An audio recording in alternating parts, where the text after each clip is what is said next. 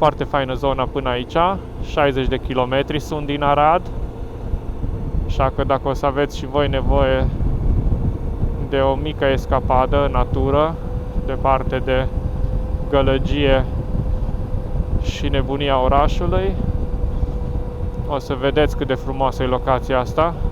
O găsiți și pe Booking, tot așa, Casa Zen Bruznic. Undeva aici deja facem dreapta. Bună dimineața, dragilor! A fost o noapte excelentă, am dormit bine, dar a fost frig, minus 2 grade afară, totul înghețat când ne-am trezit.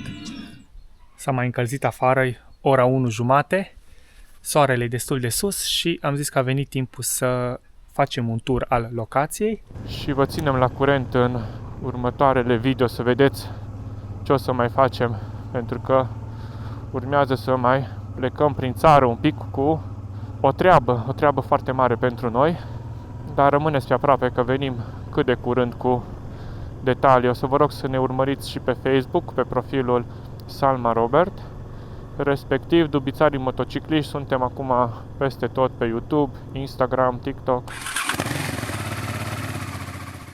Salutare! Aici Robert și Iasmina, Dubițarii Motocicliști, cum ne intitulăm mai nou. Și astăzi este o zi faină de 25 februarie, destul de răcoare, doar 10 grade afară. Ne așteptam la temperaturi puțin mai mari, dar e bine și așa, măcar soarele să fi ținut cu noi, dar uite că și el e ascuns după nori. Întrebare: v-a fost dor să ne vedeți din nou pe motocicletă cu Transalpul? Că nouă, da. Chiar ieri am fost la service, la noi în Arad. Este un service nou înființat de către Alin și Ucu și serviciul se numește Ucubau Service Moto. Ei sunt specializat BMW, dar bineînțeles că mai fac și la alte motociclete mentenanțe, cum ar fi, nu știu, un kit de lanț, rulmenți, o furcă, una alta. Stați să vedem că noi acum facem dreapta aici. Mai avem doar 6 km până la locația unde vom merge astăzi. E vorba de Casa Zen Bruznic. Uite, 5 km până în Bruznic. Teoretic mergem să ne relaxăm vreo 2 zile. Practic mergem să lucrăm în altă parte, nu acasă. Eu chiar vreau să termin astăzi episodul ăla cu serviciul. Am fost la ei să îmi schimb rulmenții pe spate, cu speranța că scap de acel scârțâit de la roată, de la rulmenții din spate. Dar se pare că nu am scăpat de acel scârțâit, că îl am în continuare. Nu știu sincer să zic ce poate să fie, pentru că îl am încă din tura de Norvegia. Eu am schimbat rulmenții chiar înainte să plecăm acolo și din acea tură tot scârție. Am schimbat kitul de lanț, că am zis că poate e lanțul, poate ceva de acolo. Nici aia nu. Acum am schimbat rulmenții și pare să fie tot în regulă acolo. Nu știu ce să mai zic. Ideea e că să mergem cu acel scârțit în continuare. Cum am mers vreo 15.000-17.000 de kilometri, mai merge. Uite, aici avem nisip pe jos, pentru că avem câteva urcări și probabil a fost zăpadă pe aici de curând. Dar, cum spuneam, o să încercăm să facem un singur episod, să stăm 2 nopți aici la Casa Zen Bruznic și în foarte scurt timp ajungem acolo. O să fie toată locația doar pentru noi, dar mai multe detalii vă povestesc când ajungem acolo.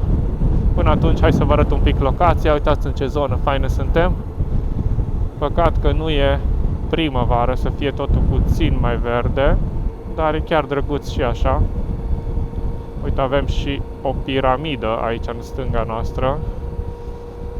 O piramidă formată din piatră, nisip și piatră. Foarte faină zona până aici, 60 de kilometri sunt din Arad.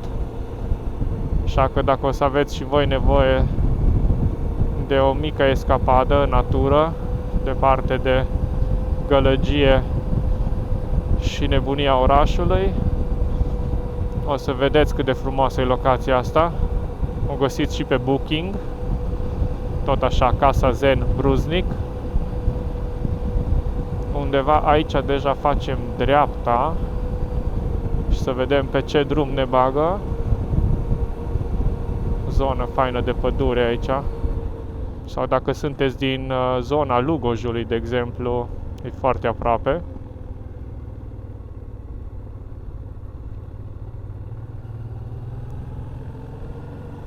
Uitați aici ce fain e și drumul.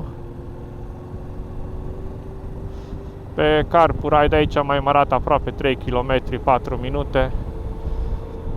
Nu v-am mai zis de mult nimic nici de Carpuride pentru că nu ne-am mai plimbat cu motocicleta. Dar în continuare găsiți linkul de afiliere și codul de reducere în descrierea acestui video. Chiar acum ne gândeam că totuși îl folosim de ceva timp și ar fi destul de aiurea fără el, mai ales acum după ce ne-am obișnuit. Ăsta e modelul ăla W702, modelul mai mare. Cel 502 l-am folosit în tura aia de Norvegia. Ăsta e de fapt 702 Pro, mă scuzați, că mai are ceva senzor de luminozitate, își face ecranul automat luminozitatea, are câteva funcții în plus, are altimetru, se pot conecta 2 intercomuri la el, e un pic mai îmbunătățit. Uite, Bruznic și oițele. Bineînțeles că o să încercăm totuși să ne și relaxăm un pic, o să vrem să facem de mâncare. Vremea se anunță faină. Astăzi e prima zi în care și-a revenit cât de cât vremea. Ieri toată ziua a plouat. Pe când vedeți clipul ăsta, deja automat e postat și cel cu serviciul și vedeți că dimineața la 8 a trebuit să fiu acolo și încă la 7 ploua. Dar s-a oprit ploaia și am putut să mă duc să nu mă ude foarte tare. Aici pare a fi deja Bruznicul, o localitate micuță, uite, situată pe un deal foarte drăguț aici. Ce frumos se vede acum când coborâm. Chiar acolo în față e o antenă de telefonie mobilă, înseamnă că semnalul va fi bun aici, sperăm. Eu sunt pe Digi Jasmina pe Orange. Să vedem cum o să se comporte. Avem un pic de noroi. Nu cred că ne ajută situația foarte mult că a plouat. Sperăm să facem ceva minuni pe aici. Dacă veniți cu mașina e un pic mai lejer, chiar dacă e vreme mai nasoală. Pe mine mă fură un pic noroiul ăsta, că-s făgașe, destul de moale. Nu prea sunt echipat pentru noraie. Dar pe când plecăm noi pe vineri, se va mai usca, că va fi numai soare. Uite, fără să ne gândim, avem și un pic de endureală. Aici tot înainte. Hai măcar să nu pun picioarele pe jos, să nu ne facem de noroi. Acum e destul de nasol, că vă zic că a plouat ultimele zile. Chiar urât. Hai că mai rezist 200 și ceva de metri. Așa, locația e faină, chiar e retras aici, uite, în partea de jos a localității. Hai ce mi se plimbă în toate direcțiile. Destul de nasol. Bine că e destul de pietruit pe sub. E un strat de noroi, dar e chiar așa la suprafață numai. Uite, aici e locația pe partea stângă.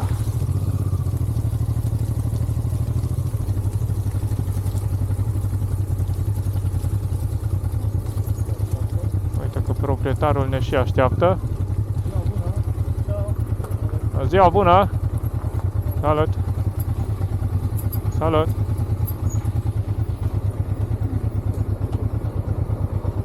Uite ce drăguță e locația. Salutare, dragilor! Se prezintă și Iasmina. Și am ajuns la locația unde să ne petrecem 2 nopți. Liniște, fain. Acum am stat de vorbă cu proprietarul, cred că vreo o oră trecut de când am ajuns noi. Și spunea și de drum că a vorbit deja cu primăria, teoretic o să vină cu piatră, deja este făcut proiectul și măsurător pentru a fi asfaltat. Cum ați văzut, este ultima casă, încolo nu mai este absolut nimica și de-aia un pic lucrurile se mișcă mai greu, dar spunea și el că dacă nu prins perioada asta de ploi, cum am avut noi acum cu 2-3 zile de ploaie înainte, e super fain și drumul e uscat, tot în regulă, oricum nu-i noroi adânc, e un noroi din de suprafață. Dacă vii cu mașina, de exemplu, și vii încet, nici nu ți-o murdărești pentru că ți se pune numai pe roată și atât. Astăzi, cum spuneam, destul de înorat afară, urâțel. O să lăsăm prezentarea locației pe mâine, bineînțeles că voi o să vedeți asta în câteva secunde, dar posibil că vă mai luăm cu noi în bucătărie astăzi, că vrem să facem... Chili con carne. Că e o carne tocată și nu mai vrem să o ținem foarte mult, vrem să o facem astăzi. Gazda mi-a și luat ceva carne din asta de făcut grătar, ne-a prezentat că putem face grătar, că dacă am fi vrut puteam să facem baie în ciuborăs, că să ne încălzească apa și să o schimbe și să pentru noi să nu facă deranj, că noi nu suntem așa mare fani, dar cu siguranță multă lume își va dori când va veni la această cazare. Chiar spunea că majoritatea care aleg cazare o aleg pentru că au toate facilitățile astea. Dar nu lungim vorba, o să ne dezbrăcăm de echipamentul moto, mergeți să facem cea de mâncare când este foame. Eu mă bag la editat ca să termin clipul cu serviciul. Și după aia deja o să fie cum ar veni mâine dimineață și ne auzim cu toată locația asta. O să vă prezentăm, o să facem cadre faine, o să facem un tour. Mâine va fi soare teoretic mult mai mult decât e astăzi. Așa că da, să vrem să vă arătăm cât de frumos e și ce prețuri sunt aici și ce condiții aveți și așa mai departe. Hai la mâncare! Ne-am instalat cu toate, am făcut despachetarea așa în linii mari. Am luat chiar câteva cadre înainte să ne desfacem noi toate lucrurile și ce facem? Că facem un chili con carne. Da. Aici carnea tocată deja se pregătește mai un pic să se rumenească. Avem pregătite niște conserve din astea, uite, Texas style, cu porumb, cu ardei, cu un pic de fasole, una alta și perfect. Și fain e viu afară, avem o priveliște de numai superb. Și bineînțeles că înăuntru arde focul. Să mai duc vreo 2-3 lemne. Aici dacă se stinge focul și scade sub o anumită temperatură, o să pornește centrala. Dar bineînțeles că dacă putem, ținem cu lemne.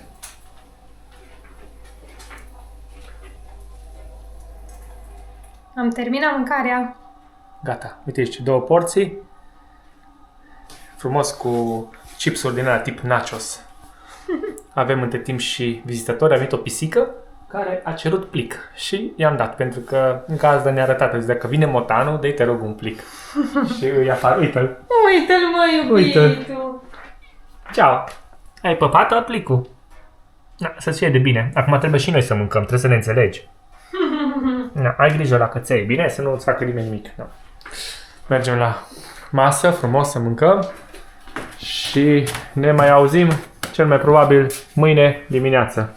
Până atunci, vă salutăm! Ciao! Ciao!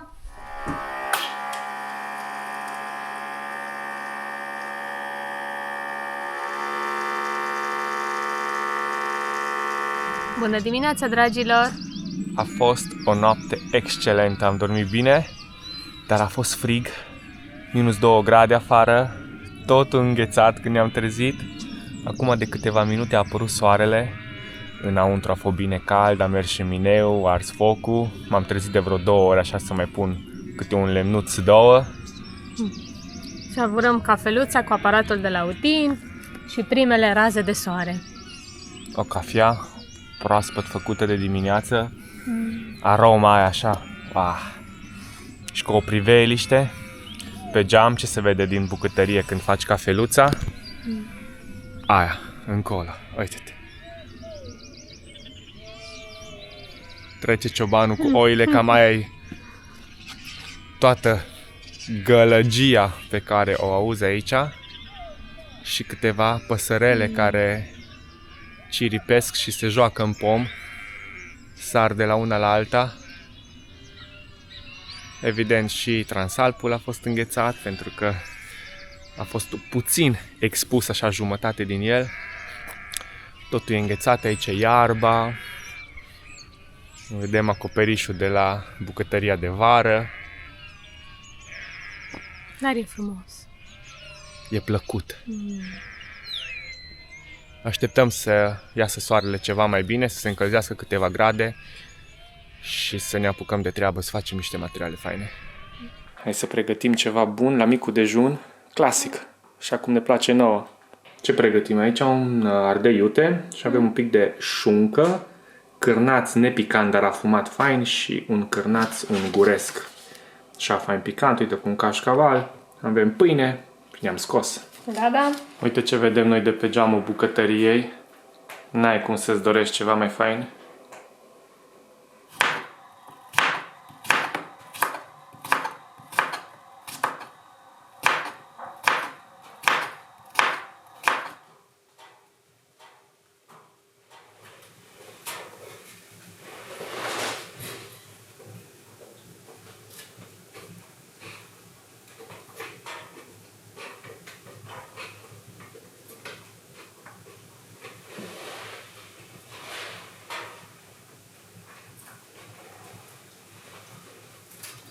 Avem vizitatorul de aseară.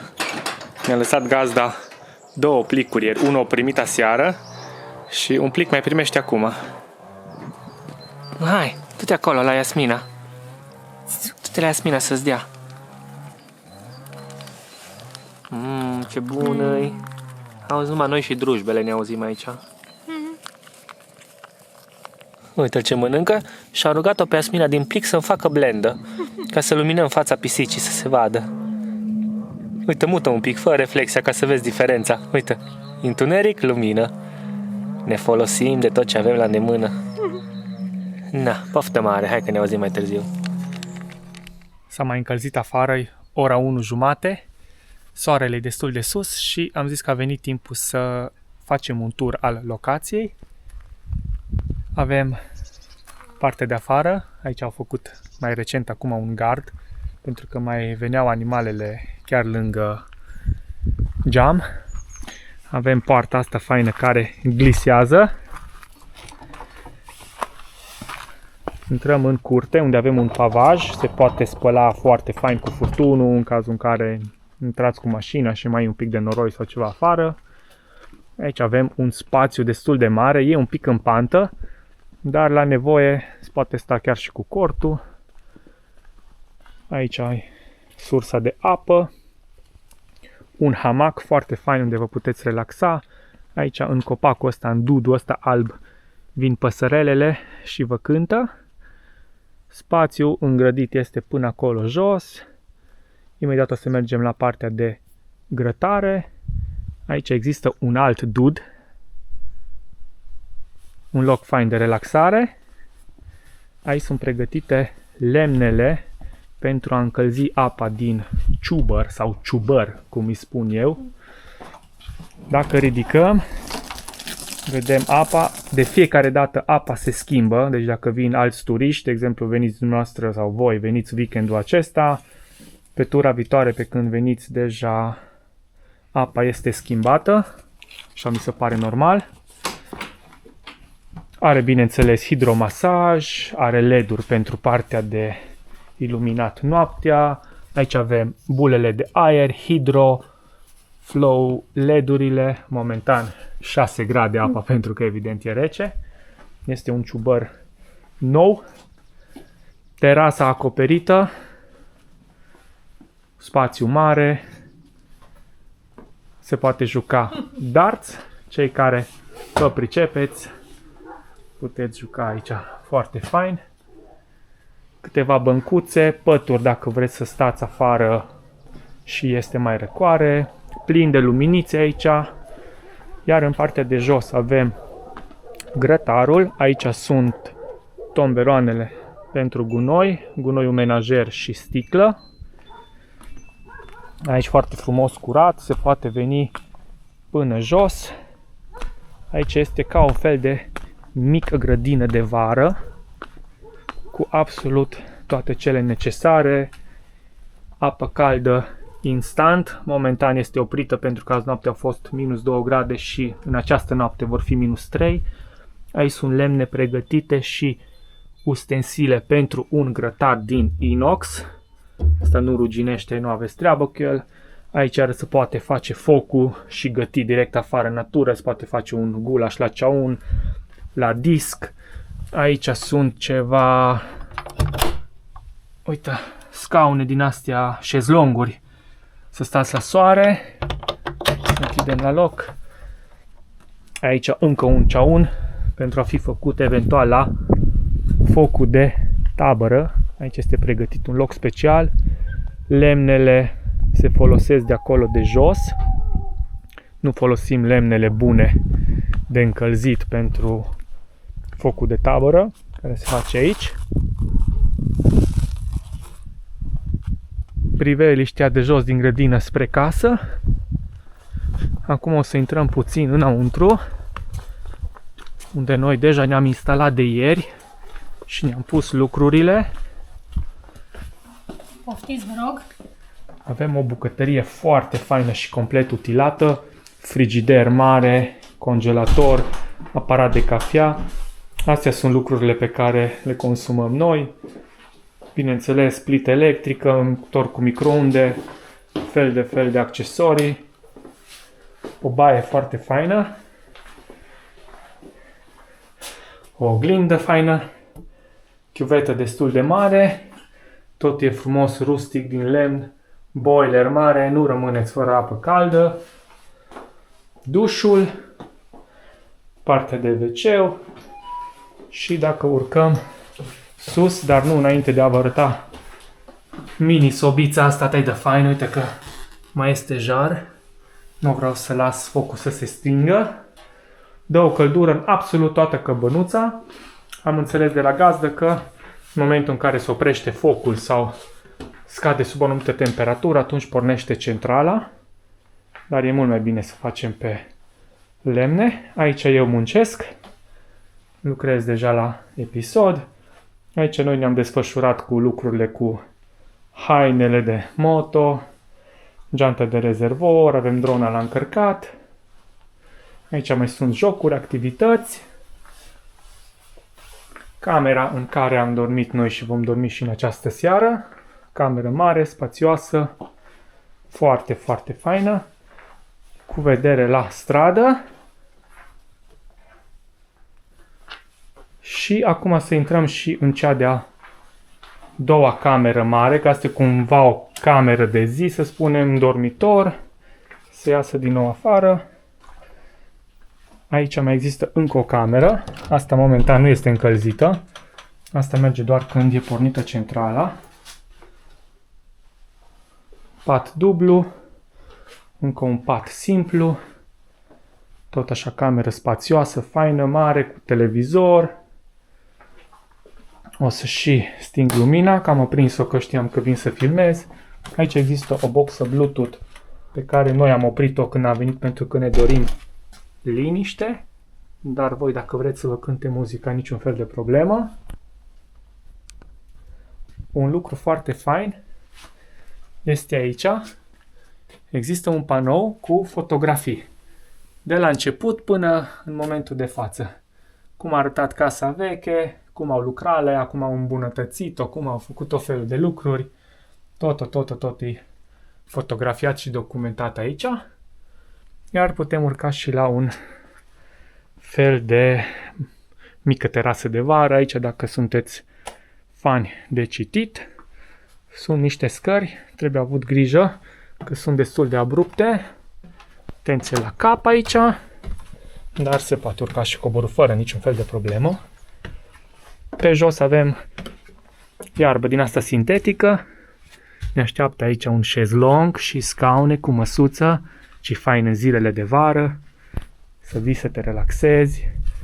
Seara să pornești beculețele. să stai aici frumos.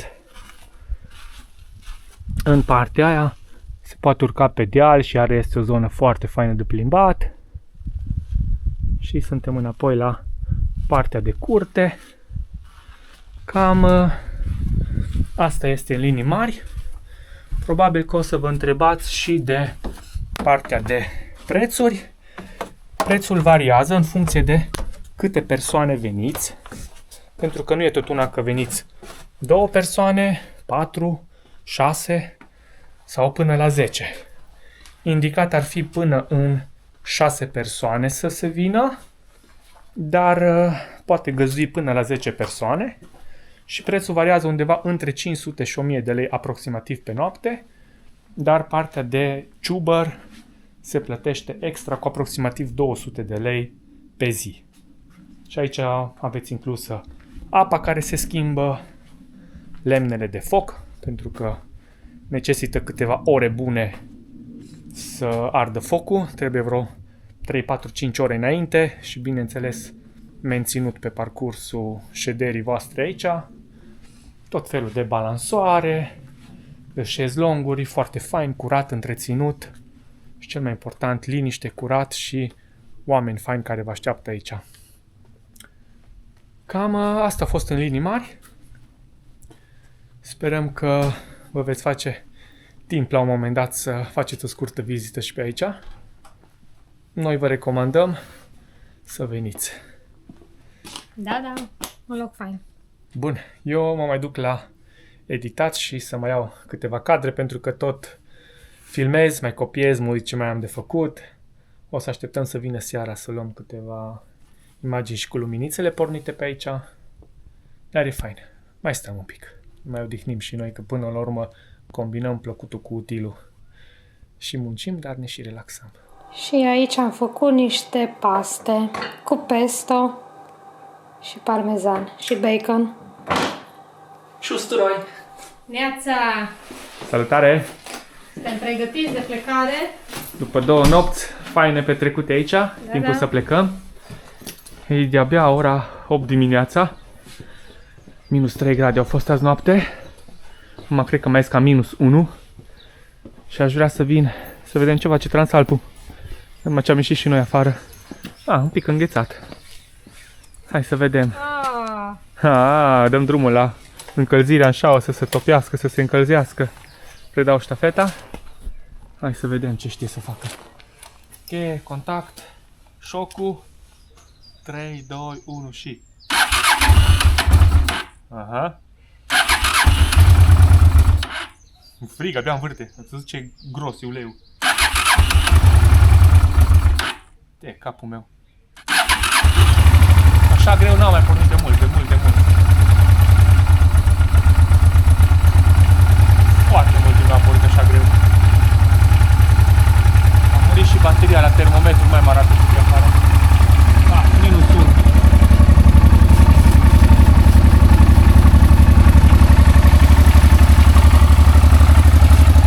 Mi-a rămas pornit căldura pe contact și ăla mi-a sub. De-aia nu mi-am găsit bateria cum trebuie.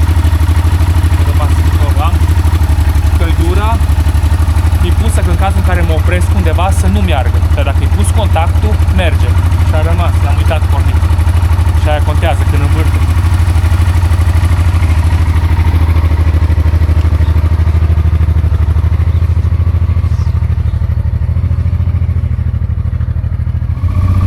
Uitați cum se vede unde sunt rezistențele.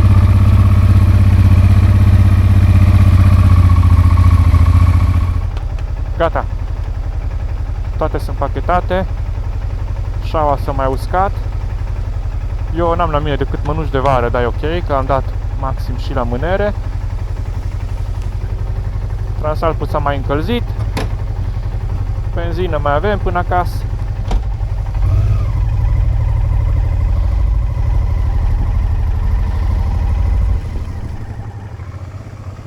Partea bună e că, fiind minus, a înghețat un pic din noroiul care a mai rămas. Oricum s-a mai uscat.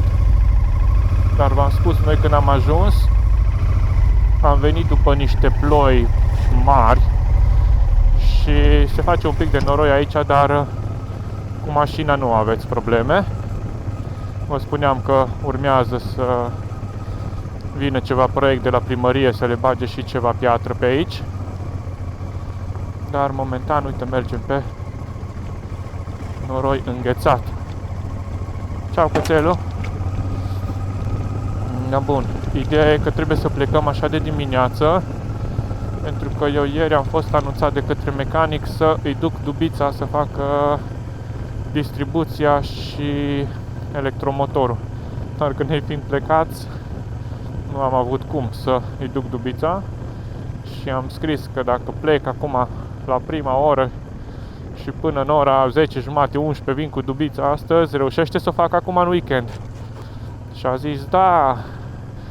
Așa că mergem, cu uite, vreme bună avem, soare, și vă ținem la curent în următoarele video să vedeți ce o să mai facem, pentru că urmează să mai plecăm prin țară un pic cu o treabă foarte mare pentru noi, dar rămâneți pe aproape că venim cât de curând cu detalii. O să vă rog să ne urmăriți și pe Facebook, pe profilul Salma Robert, respectiv Dubițarii Motocicliști. Suntem acum peste tot pe YouTube, Instagram, TikTok, așa că vă salutăm. Dorim să mulțumim încă o dată gazdelor de aici, de la Casa Zen Bruznic, și dacă vom mai avea ocazia, cu siguranță vom mai reveni, pentru că e foarte frumos.